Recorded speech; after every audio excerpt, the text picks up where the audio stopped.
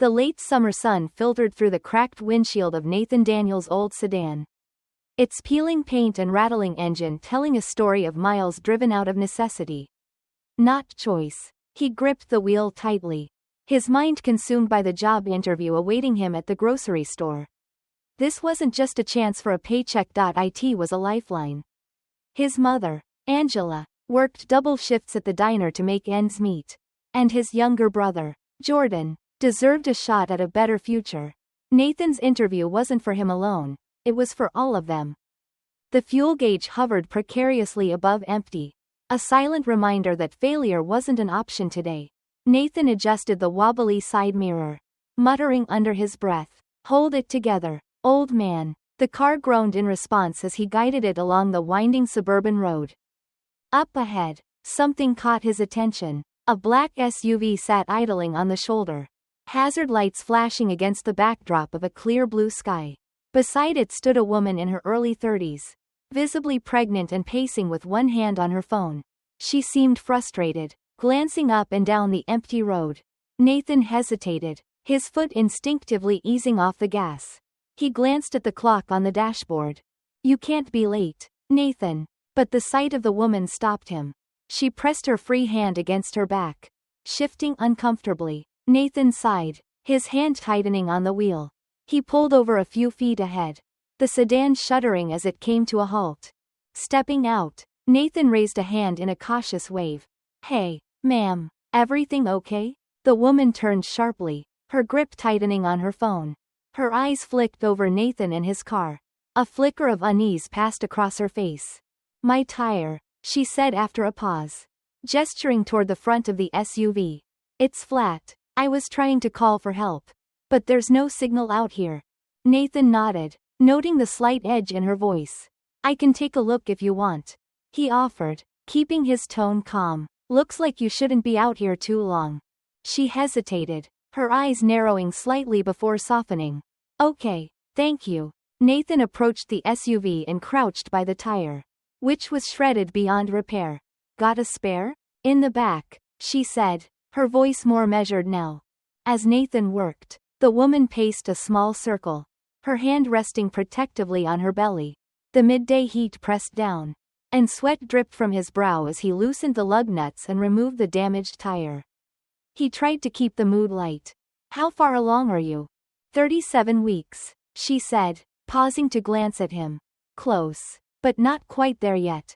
Nathan nodded. "Almost the finish line. That's gotta be exciting." She gave a faint smile but didn't respond. Just as he lifted the spare tire into place, a sharp gasp broke the quiet. Nathan looked up, startled, to see her clutching her stomach, her face pale. "Ma'am?" he asked, standing quickly. "Are you okay?" The woman gripped the edge of the car, her breaths shallow. "It's my stomach," she managed, wincing. "I think, contractions." Nathan's chest tightened. "You think you're in labor?" "Maybe," she said through gritted teeth. "They're coming fast." Panic threatened to claw its way up his throat, but he forced it down. "Okay, let's get you to the hospital. Can you walk to my car?" The woman nodded weakly, and Nathan rushed to support her, guiding her toward the passenger seat of his sedan. She leaned heavily on him, her breaths labored, sliding into the driver's seat. Nathan gripped the wheel and turned the key. The engine sputtered to life, and he pulled back onto the road, his hands trembling slightly. "Where's the nearest hospital?" he asked, his voice steady despite the adrenaline coursing through him. "Westside Medical," she said between gasps. "About 10 minutes." Nathan pressed the gas pedal harder. The sedan's old engine groaned, but it kept moving. He stole glances at the woman, whose face was taut with pain, her knuckles white as she gripped the door handle. "You're doing great," he said, unsure if the words were more for her or himself. The hospital's emergency entrance came into view, and Nathan felt a surge of relief. He pulled up to the curb, threw the car into park, and jumped out. "She's in labor," he shouted toward the entrance, waving frantically. A team of nurses hurried out with a wheelchair, and Nathan helped ease the woman into it. She looked up at him, her eyes filled with gratitude despite the pain. "Thank you," she whispered. "You've got this," Nathan said, stepping back as the nurses wheeled her inside. For a moment, he stood there, the automatic doors closing behind them. The sound of sirens and the hum of hospital machinery faded into the distance, leaving Nathan alone under the unrelenting sun. He glanced at the time on his phone. 11:37 a.m. The interview had been at 11:30. Damn it, he muttered, running a hand through his hair. Climbing back into the sedan, Nathan started the engine and pulled away from the hospital. As the familiar streets blurred past his window, he couldn't shake the question gnawing at the back of his mind. Did I do the right thing? He already knew the answer. The familiar groan of the sedan's brakes announced Nathan's arrival at the grocery store.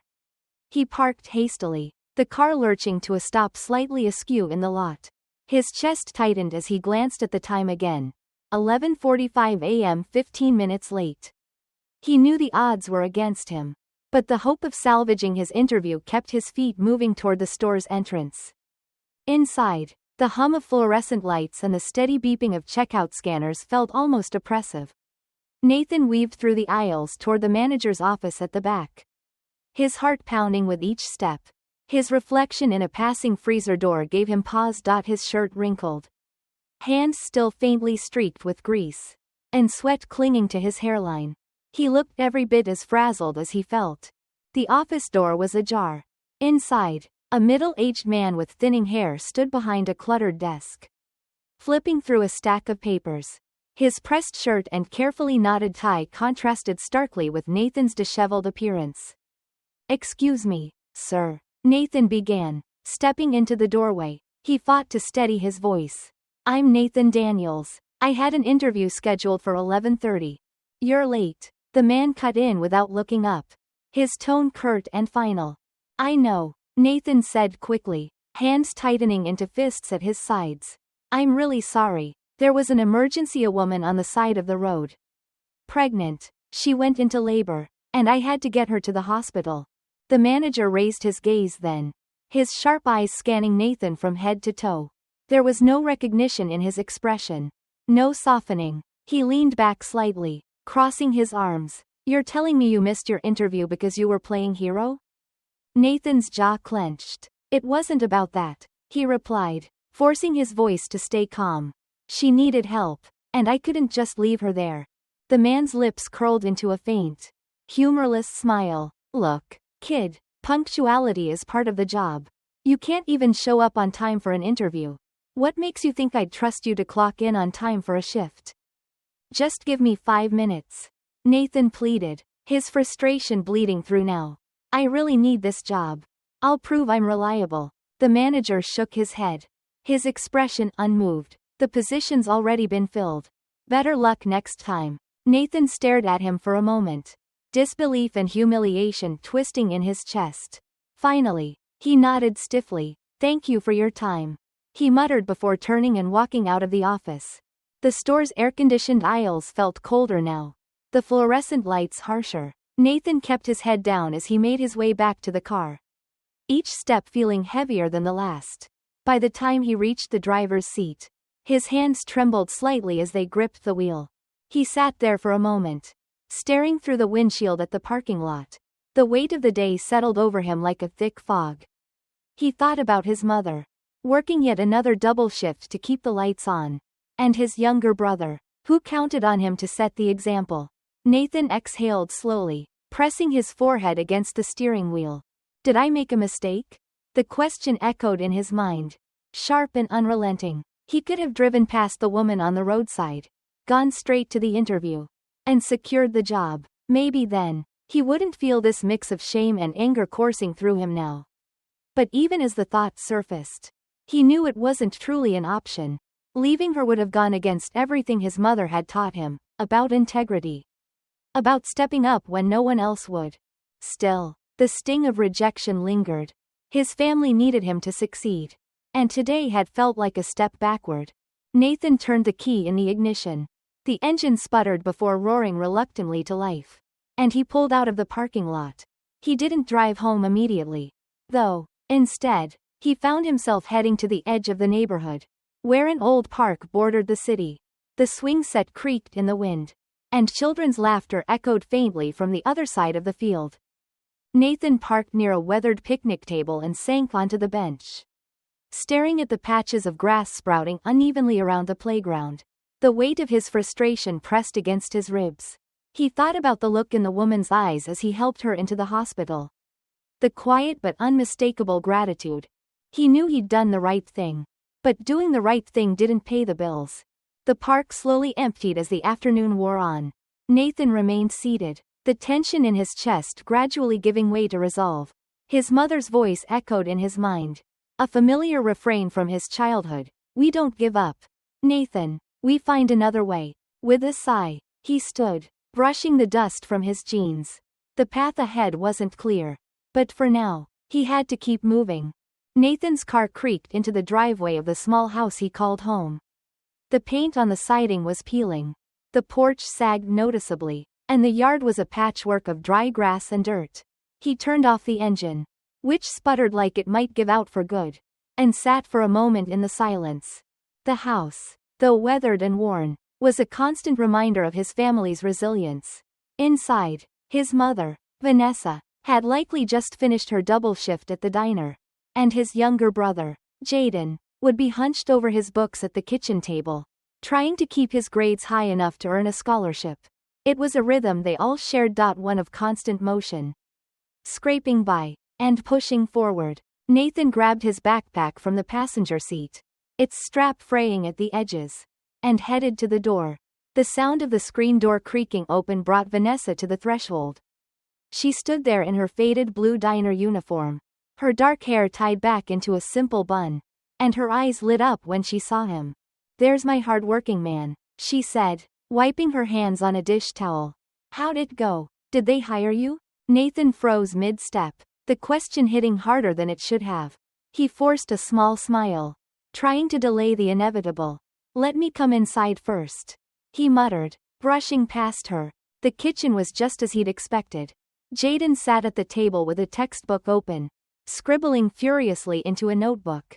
The smell of reheated spaghetti lingered in the air, and the soft hum of the fridge filled the silence. Did you get it? Jaden asked, looking up with an eager grin. Nathan dropped his bag by the couch and exhaled sharply. He didn't meet their eyes as he spoke. No. Vanessa stepped closer, her brow furrowing. What happened? You left early. Did something go wrong? Jaden pushed his chair back, his grin fading. They didn't like you or something. Nathan ran a hand over his face, the weight of the day catching up to him. It's not like that, he said quietly, slumping onto the couch. I didn't even get to the interview. Why not? Vanessa's voice was careful, but concern was etched into her face. Nathan hesitated, then began to explain. There was this woman, pregnant. Her car broke down on the side of the road. She had a flat tire and looked like she was stuck out there with no help coming.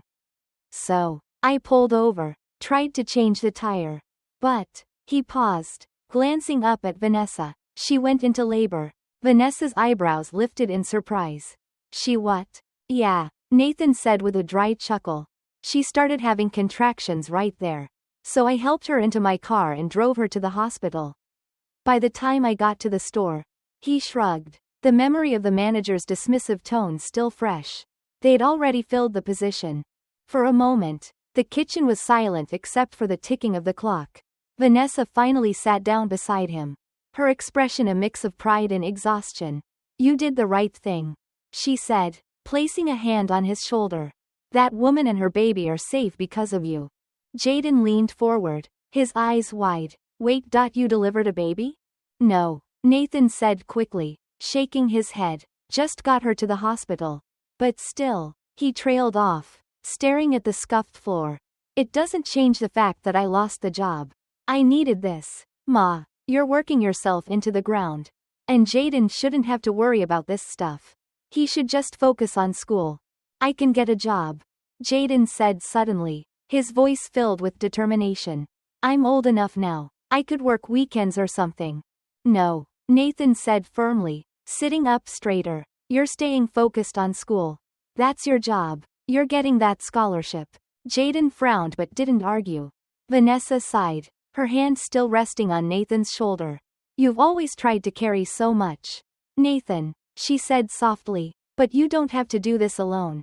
Nathan shook his head, his voice tight. If I don't, who will? Dad? The word came out bitter. And the room seemed to grow colder. His father's absence had been a wound that never fully healed. A shadow that loomed over every struggle. Vanessa's gaze dropped to her lap, her hands twisting the dish towel. Jaden stared down at his notebook, the weight of the unspoken past settling over all of them. Finally, Vanessa broke the silence. We don't give up, Nathan. You know that. Things didn't work out today. But that doesn't mean they won't tomorrow. You've got a good heart. And that matters. Nathan wanted to believe her. He wanted to believe that doing the right thing would eventually pay off. But as he sat there, the sting of rejection still fresh, it was hard to hold onto that hope.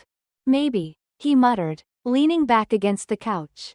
His eyes drifted to the framed family photo on the wall. It showed a younger version of their family. Before the cracks began to show, he wondered, not for the first time, what their lives might have been like if things had been different. Vanessa stood, brushing her hands on her apron. I'm proud of you, Nathan, she said, her voice steady. You helped someone today. That's more important than any job. Nathan nodded silently, his gaze still fixed on the photo. He didn't regret stopping to help Rachel. But the weight of his family's struggles was harder to ignore now. He would find another way. He had to. For them. Rachel sat in the nursery, the soft glow of the nightlight casting warm shadows across the walls. Baby Mason lay in her arms, swaddled tightly and sleeping peacefully, his tiny breaths the only sound in the quiet room. Yet Rachel's thoughts were far from calm. Her mind kept returning to the young man who had stopped on the side of the road. The one who had ensured Mason's safe arrival. The rhythmic creak of the rocking chair was steady as she looked out the window. Her gaze unfocused, she thought of his calm voice. The way he'd reassured her in the middle of chaos. He was so young. Too young to carry the weight of her emergency. Yet he had done so without hesitation. Richard's voice startled her from her thoughts. He stood in the doorway, still in his tailored suit from a long day of meetings. His tie was loose, and his brow furrowed as he watched her. You're thinking about him again, aren't you? He asked, stepping inside and leaning against the wall. Rachel nodded, gently running her fingers over Mason's tiny hand. I can't stop, she admitted. He didn't have to stop. Richard, he could have driven by like everyone else did. But he didn't. Richard sighed, crossing the room to stand beside her. He placed a hand on her shoulder, squeezing gently. You're right. It was a brave thing to do. I feel like we owe him so much. Rachel continued, her voice heavy with emotion. But we don't even know his last name. How do we find someone with nothing more than a first name and a description of an old car? Richard straightened, his expression thoughtful. We'll figure it out. I'll make some calls. See if we can trace him through the hospital or the area where you broke down. Rachel looked up at him, her eyes filled with gratitude. Thank you. He deserves more than just our thanks. The next day, Richard kept his promise. He contacted the hospital first, explaining the situation to the administrative staff. While they couldn't share patient details, they confirmed Rachel's account of a young man arriving with her in labor. Do you have anything else to go on? One nurse asked over the phone. We don't keep records of visitors unless they're family. Just his name, Malik, and the fact that he drives an old sedan. Richard said. He was around the area near South Oak Road when it happened. I'm sorry, sir, but that's not much to go on. Richard thanked her and hung up. His frustration mounting, he moved to the next step, contacting a private investigator who specialized in tracing individuals with limited information. Armed with the car's description and Rachel's recollection of the location, the investigator promised to start digging. Meanwhile, Malik's life continued as usual. He spent his mornings scanning job postings, his afternoons helping his brother Jaden with schoolwork, and his evenings debating how much of their dwindling savings to use on groceries or gas. Despite his frustration, he found comfort in knowing he had done the right thing by helping Rachel. Yet the sting of losing the job still lingered, a reminder of how easily the world punished those who tried to do good. One afternoon, Vanessa returned home from the diner earlier than expected.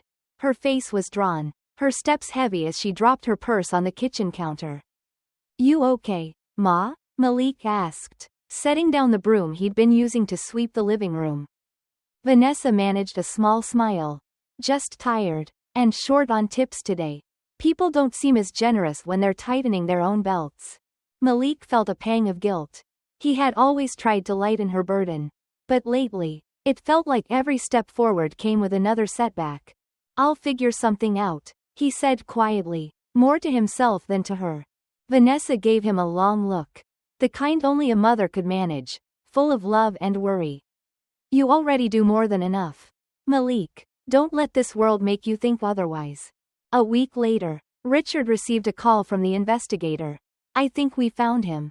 The voice on the other end said, there's a family on the east side of town that matches your description as single mother with 2 boys. One of them named Malik. Drives an old, beat-up sedan. Should I reach out? No, Richard said quickly. I'll handle it. Just send me the address. That evening, Richard shared the news with Rachel. We found him, he said, handing her the piece of paper with the address. I thought you'd want to go together. Rachel's breath caught as she read the address. Imagining the life Malik and his family must lead. We should go tomorrow, she said softly. The next morning, Malik sat at the kitchen table, poring over a list of local employers that might still be hiring. The knock at the door startled him, and he frowned as he stood to answer it. Visitors weren't common, and the sight of the sleek black SUV parked outside made his stomach tighten with unease. He opened the door cautiously, his eyes widening slightly at the sight of Rachel and Richard standing on his worn porch. Their polished appearances stood in stark contrast to the peeling paint and sagging roof of his home. Malik? Rachel asked, her voice tentative but warm. Yeah, Malik said slowly, his grip on the door tightening. Can I help you? I'm Rachel Miller, she said, stepping forward with a soft smile. You helped me when I went into labor on the side of the road. Do you remember? Malik blinked, surprised. Yeah, of course I remember. This is my husband, Richard, Rachel added, motioning to the man beside her. Richard extended a hand, his expression sincere. Malik, we owe you more than we can say. You didn't just help Rachel. You saved her and our son. We wanted to thank you in person. Malik hesitated before shaking his hand. It wasn't a big deal, he said, his voice low. I just did what anyone would have done. Richard smiled faintly. Maybe, but you did it when others didn't. That makes all the difference. Vanessa appeared in the doorway behind Malik, her eyes darting between the visitors. Malik? Who's this? Rachel stepped forward, her tone earnest. Mrs. Johnson, your son is extraordinary. He didn't just help me, he went out of his way to make sure I was safe. We wanted to meet the family who raised such an incredible young man. Vanessa blinked, caught off guard. Oh, she said softly, glancing at Malik. He didn't say much about it.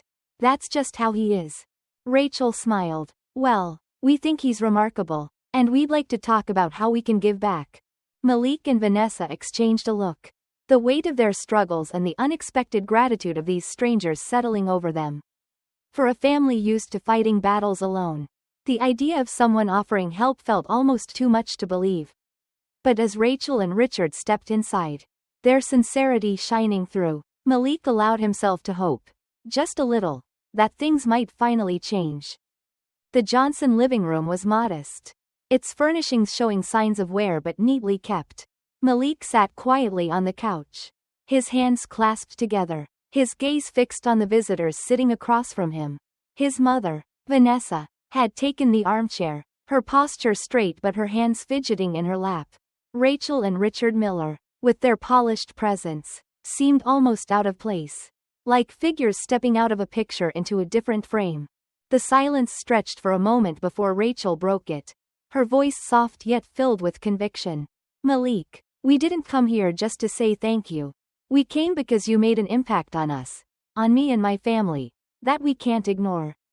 Malik shifted in his seat, uncertain how to respond. He glanced at his mother, who gave him a subtle nod of encouragement. Richard leaned forward, resting his elbows on his knees. What you did for Rachel wasn't just kind. It was extraordinary. And we couldn't let it end there. Vanessa tilted her head slightly, her expression cautious. I appreciate your gratitude, she said slowly, but we don't have much to offer in return. Rachel shook her head quickly. Oh, no, this isn't about that. What we want is to help you and your family. Vanessa's brows furrowed, her gaze darting to Malik. Help us how? Richard took a deep breath. We know things haven't been easy. Malik mentioned he's been looking for work. And we can see the effort you've put into keeping everything together. It's admirable, but it shouldn't all fall on your shoulders. Malik frowned, his voice low but steady. We don't take handouts. Richard nodded, respecting the firmness in Malik's tone. I wouldn't call it that. Think of it as an investment, a way for us to give back after what you gave to us. You stopped for Rachel when no one else did. That says a lot about your character. Vanessa's fingers tightened around the armrest. What kind of help are you talking about? Richard glanced at Rachel before answering. First, we'd like to offer Malik a full scholarship to any college he wants to attend. Tuition, books, housing, everything covered. The room fell into stunned silence. Malik blinked, unsure he'd heard correctly. Vanessa's mouth opened slightly, but no words came out. Richard continued, his tone gentle. Malik, you mentioned wanting to go to college but putting it off to support your family. This would give you the chance to pursue your dreams without worrying about the cost. Malik's jaw tightened. That's generous. But why? You don't even know me. Rachel leaned forward, her expression earnest. Because you didn't know me either, and you still chose to help. What you did for me and Mason.it changed our lives. We want to do the same for you. Vanessa cleared her throat, her voice trembling slightly. This is a lot to process. We've always managed on our own. I don't know if. Rachel interrupted gently. Mrs. Johnson, we see how much you've sacrificed for your family. This isn't about charity. It's about recognizing something special and wanting to nurture it. And it's not just for Malik. Richard added, we'd like to extend the same opportunity to Jaden. A full scholarship for him, too, when he's ready. Jaden, who had been listening from the hallway, peeked into the room, his wide eyes filled with disbelief. Wait, what? Me? Yes, you, Richard said, smiling slightly. Your brother mentioned how hard you've been working in school. We want to make sure you have the chance to succeed. Too. Vanessa's voice was barely above a whisper. Both of them? I don't even know what to say. You don't have to say anything now. Rachel said gently. Just think about it. Let it sink in. Malik stood abruptly, pacing to the window. He stared out at the peeling paint of their porch, his mind racing. It's a lot, he said finally, his voice tight. I mean, it's great, but it feels too much. Rachel approached him cautiously. I understand it's overwhelming, but you deserve this. Malik, you've already proven you have the heart and determination to make a difference. Let us help you get there. Vanessa glanced at her sons, her expression torn. And what about me? I mean, I don't want to feel like we're taking advantage. Richard smiled warmly. We thought about that. I'd like to offer you a position at my company. It's administrative, with reasonable hours and good benefits. We'll provide the training you need. Vanessa froze, her lips parted in shock. A job? Yes, Richard said simply. You've done so much for your family. It's time someone supported you. The weight of the moment pressed down on everyone in the room. Malik turned from the window, his face a mixture of gratitude and hesitation. I don't know what to say. You don't have to decide right now. Rachel said softly. We just wanted you to know how much you mean to us and how much we believe in you. Vanessa looked at her sons, her eyes glistening with unshed tears. Finally, she nodded. This could be a blessing. She whispered, maybe it's time to accept one. Malik swallowed hard, his voice barely audible. Okay, he said, we'll do it. Rachel smiled, her relief palpable. Thank you for trusting us. As the Millers left that evening, the Johnson family sat together, the enormity of what had just happened settling over them. For the first time in years, the weight of their struggles seemed to lift, replaced by something they hadn't dared to hope for, a future filled with possibilities. The campus was alive with the buzz of students moving between classes, the air filled with snippets of conversation, laughter, and the occasional shuffle of leaves blown across the pavement. Malik, now in his second year of college, walked with purpose toward the science building. A thick textbook tucked under his arm and a notebook balanced precariously on top. He had grown into his role as a student. Yet the feeling of being an outsider still lingered in the quieter corners of his mind. Malik adjusted the strap of his backpack as he approached the lecture hall. The familiar weight of his responsibilities, academic and personal, hung on him like an old coat. But he wore it with quiet determination. He had come a long way since that day on the side of the road. Yet the echoes of his past still shaped every step he took. Inside, the room was already filled with students. The chatter died down as Dr. Patel, his biology professor, entered, her calm demeanor commanding immediate respect. She launched into a lecture on cellular regeneration, her voice steady and deliberate, punctuated by the occasional slide projected onto the screen. Malik listened intently, taking careful notes, his pen moving with practiced precision. At the end of the lecture, as students began to file out, Dr. Patel approached Malik, her sharp eyes softened by a smile. "Malik," she said, "a moment, please." He paused, his heart skipping slightly, unsure of what to expect. "Yes, Dr. Patel? I've been observing your work," she said, folding her arms. "Your understanding of the material is exceptional, and your contributions to the study group have been invaluable." Malik nodded, his voice steady but reserved. "Thank you, I'm just trying to stay ahead." Dr. Patel tilted her head slightly, studying him. "Have you considered applying for the research fellowship we discussed last semester?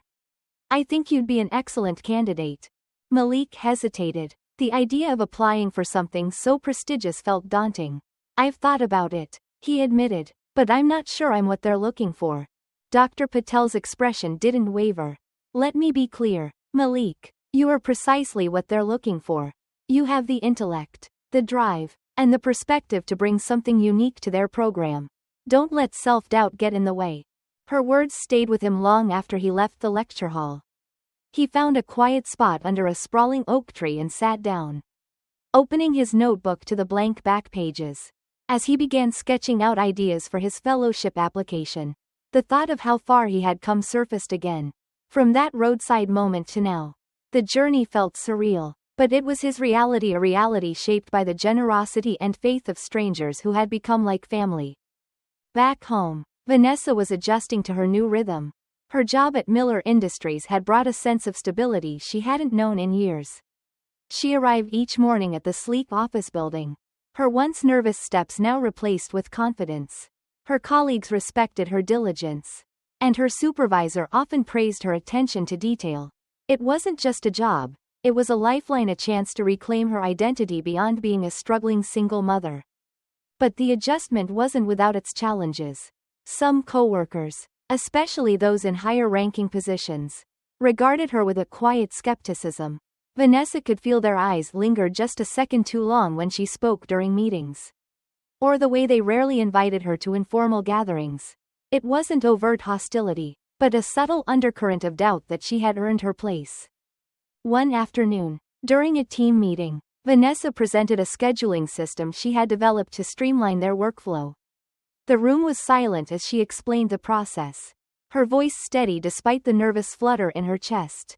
When she finished, the manager nodded thoughtfully, but it was Sharon, her mentor, who spoke first. "This is fantastic, Vanessa," Sharon said, her smile genuine. "I think this will save us a lot of time." The others murmured in agreement. But Vanessa caught the faintest flicker of surprise in a few faces. She knew what they were thinking. How could someone from her background, a diner waitress, come up with something so efficient? The unspoken biases simmered beneath their polite smiles. But Vanessa didn't let it deter her. She had earned her place, and she wasn't about to let anyone take that from her. At Jaden's high school, his determination to follow in Malik's footsteps was evident. He had become a standout student, his grades earning him praise from teachers and peers alike. But Jaden wasn't immune to the subtle challenges that came with standing out as one of the few black students in advanced classes.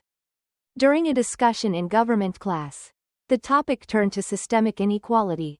One student, a boy from a wealthy family, dismissed the idea. If people just worked harder, they wouldn't need handouts. he said, his tone casual but cutting. Jaden felt the words like a jab. But he kept his composure. Raising his hand, he waited for the teacher's nod before speaking. Hard work is important, he began, his voice calm. But not everyone starts from the same place. Some people work twice as hard just to get half as far. It's not about handouts, it's about leveling the playing field. The class fell silent, the weight of his words settling over them. Jaden glanced at his teacher, who gave him a small, approving nod. The wealthy boy said nothing more, and the discussion shifted. But Jaden knew the exchange had planted a seed. He wasn't just learning about justice, he was living it. The Millers continued to play a quiet but pivotal role in the Johnsons' lives. Richard often checked in with Vanessa, offering guidance and encouragement as she navigated her new career. Rachel stayed in touch with Malik, sending him care packages filled with snacks, supplies, and handwritten notes of encouragement. One evening, as Malik was studying for an upcoming exam, his phone buzzed. It was a text from Rachel. Just a reminder that you're capable of amazing things. We believe in you, he smiled, the simple message lifting his spirits. The bond between their families had become something rare. An unspoken understanding that transcended differences. It wasn't without its complexities. Their lives were still shaped by the invisible lines of race, class, and history, but through their shared experiences, those lines had started to blur. As Malik closed his textbook and prepared for bed, he thought about the people who had helped him reach this point. His mother, Jaden, the Millers, and even Dr. Patel. Their belief in him was a constant reminder that the ripple effects of kindness could change lives. One quiet moment at a time. The late afternoon sun cast a golden light over the neighborhood, illuminating its imperfections with an oddly forgiving warmth. Malik stood on the front porch of his childhood home. The familiar creak of the wooden planks beneath his feet grounding him in a way that felt both comforting and heavy. The house, though weathered, had witnessed so much. His mother's tireless efforts, Jaden's growth, and his own quiet struggles.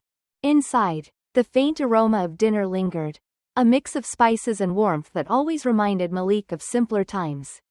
Vanessa sat at the kitchen table, her hands busy folding a stack of freshly laundered clothes, while Jaden sat across from her, flipping through a textbook. You've been quiet, Vanessa remarked, not looking up from her task.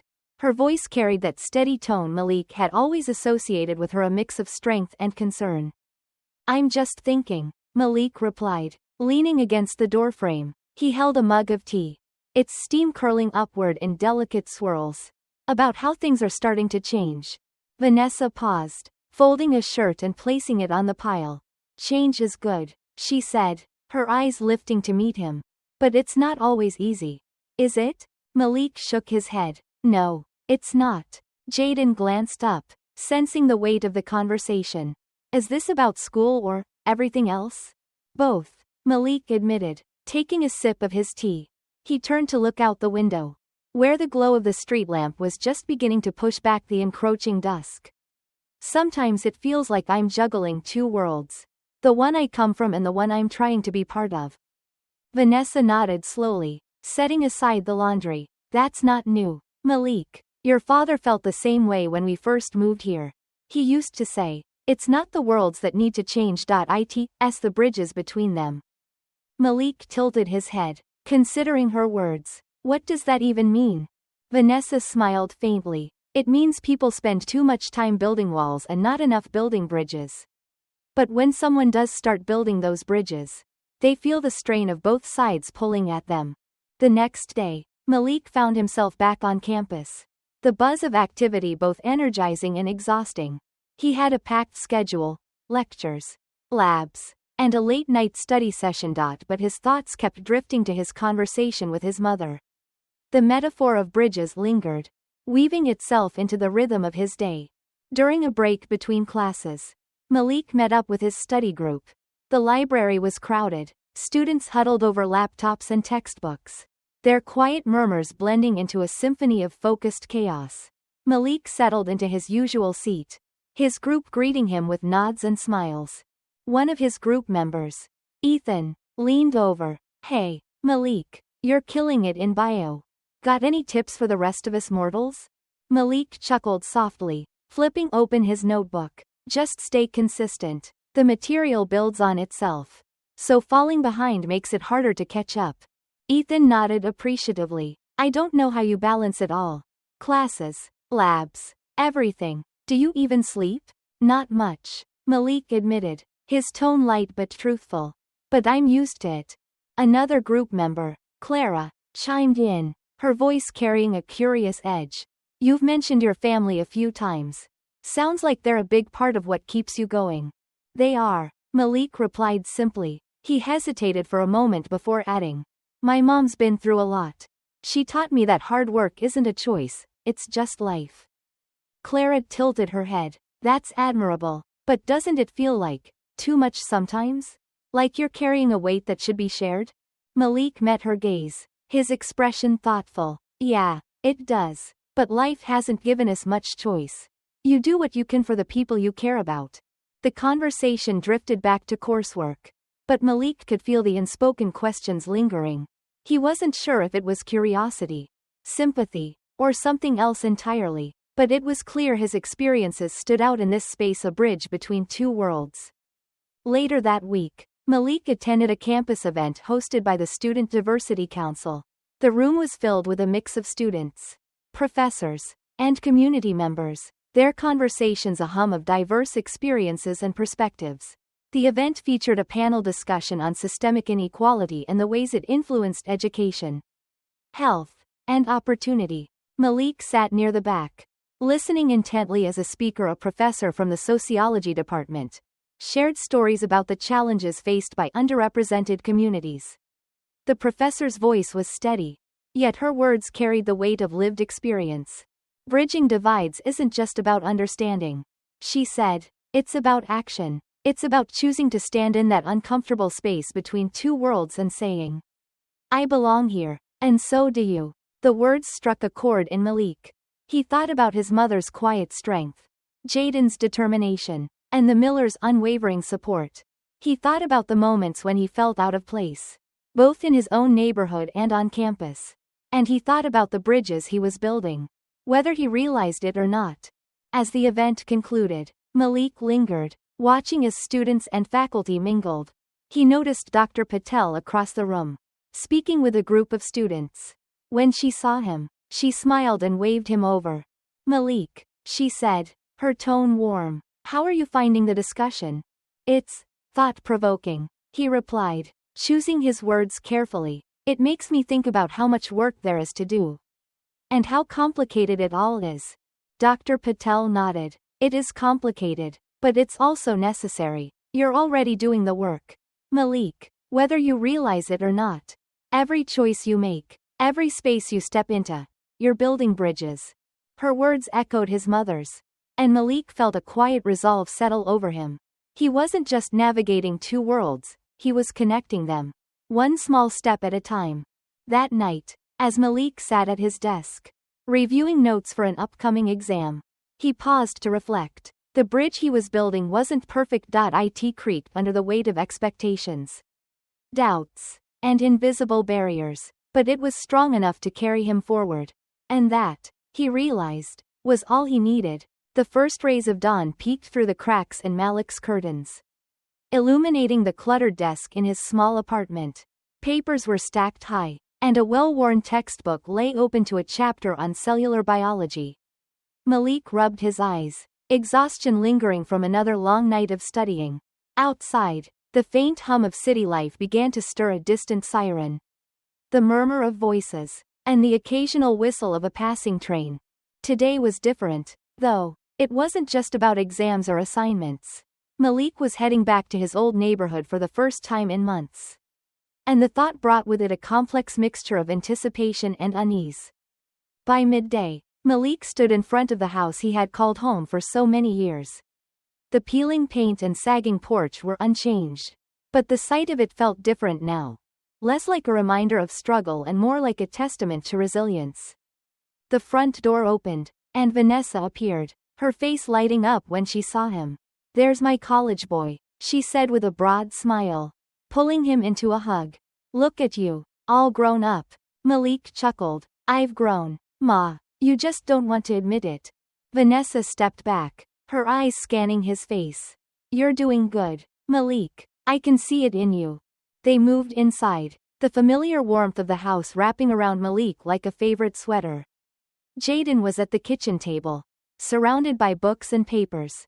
He looked up, grinning when he saw his brother. Hey, look who finally decided to visit. Jaden teased. The big-shot college student. Malik smirked. Says the future lawyer. How's school? Hard, Jaden admitted, but there was pride in his voice. But good. I've got this professor who pushes us like crazy. But I kind of like it. Vanessa set a plate of cookies on the table, the smell of chocolate wafting through the room. You boys are making me proud, she said softly, her voice carrying a quiet reverence. Everything we've been through, it's all worth it. Later that afternoon, Malik and Jaden walked to the local park. The same one they had played in as kids. The swings creaked in the breeze, and the basketball court was empty save for a few teenagers shooting hoops. Malik watched them for a moment, memories surfacing of his own teenage years. How the court had been a sanctuary from the chaos of life. Have you ever thought about how far we've come? Jaden asked, breaking the silence. His voice was contemplative, not teasing for once. Every day, Malik replied, but it still feels like there's more to do. Jaden nodded. It's weird, isn't it? Like, no matter how much you achieve, there's always this feeling that you're carrying something bigger than yourself. Malik glanced at his brother, surprised by the depth of his words. Yeah, he said after a moment. But maybe that's not a bad thing. Maybe it means we're still connected to where we came from. They sat on a bench near the playground, watching as the neighborhood kids played tag. One of them tripped, falling hard onto the dirt, and Malik instinctively stood up. Before he could move, though, another child helped the boy to his feet, brushing him off and patting his shoulder. Jaden noticed it too. It's like a ripple, isn't it? He said quietly. You do something good, and it spreads. Malik smiled faintly. Yeah, a ripple. The next morning, Malik attended a community event at the neighborhood center.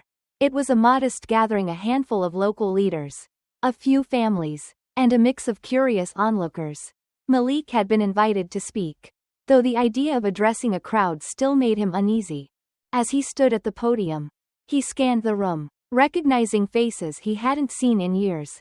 There was Mrs. Jackson, who had once handed out sandwiches to kids after school, and Mr. Alvarez, who always kept an eye on the neighborhood from his front porch. I didn't plan to speak today, Malik began, his voice steady but soft. Because, honestly, I'm not sure I have the right words.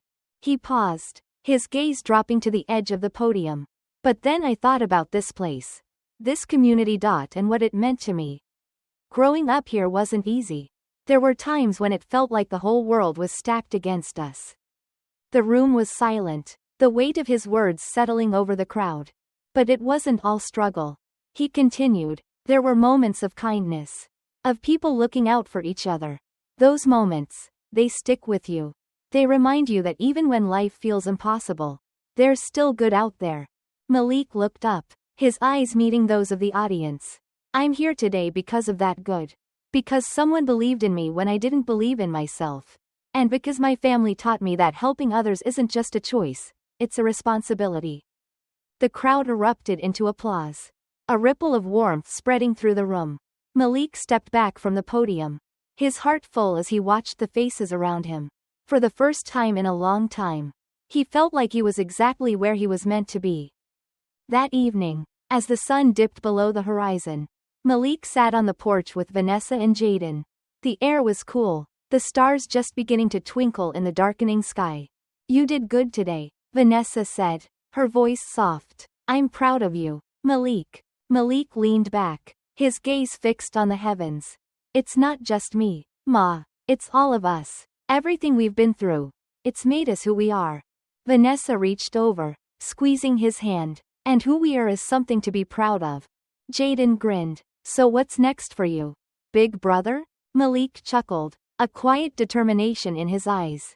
Next? I keep building, keep learning, keep helping. And as the night unfolded, the family sat together, their laughter and stories weaving a tapestry of connection and hope. The bridges they had built between their past and present, between struggle and success, stood strong. A testament to the power of resilience and the quiet, enduring strength of kindness.